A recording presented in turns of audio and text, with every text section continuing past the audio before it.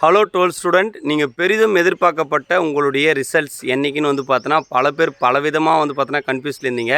பள்ளிக்கல்வித்துறை அஃபிஷியலாக இப்போ ரிலீஸ் பண்ணியிருக்கு. மே 8ஆம் தேதி உங்களுடைய ரிசல்ட் வெளியிடப்படும்னு. டிஎன்ஏ கவுன்சிலிங் வந்து பார்த்தோன்னா எஸ்டர்டே சொல்லியிருந்தாங்க. மே 7th வந்து பார்த்தோன்னா அதுவும் வந்து பார்த்தோன்னா வெளியிடுவாங்கன்னு. ஸோ உங்களுக்கு டிஎன்ஏ சம்மந்தமாக ஏதாவது டவுட்ஸ் இருந்தால் நம்மளை காண்டாக்ட் பண்ணுங்கள்.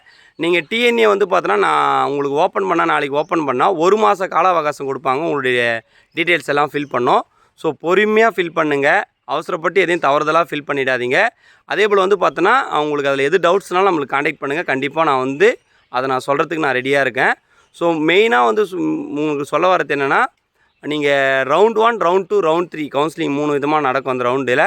இதில் ரவுண்ட் 1 வரவங்களுக்கு எல்லா கல்லூரியும் கிடச்சிரும். ரவுண்ட் 2, ரவுண்ட் 3 காலேஜ் கிடைக்காதா, நான் காலையில் போய் புக் பண்ணட்டுமான்னு கேட்குறீங்க. ஸோ வெயிட் பண்ணுங்கள். தமிழ்நாட்டில் 430 கல்லூரிக்கு மேலே இருக்குது இன்ஜினியரிங் கல்லூரி. அதில் ஒரு கல்லூரியில் கூட உங்களுக்கு சீட் கிடைக்காத நான் ஆல்ரெடி சொல்லிகிட்டே இருக்கேன். கண்டிப்பாக உங்களுக்கான சீட் எங்கேயுமே ஒதுக்கப்பட்டிருக்கு.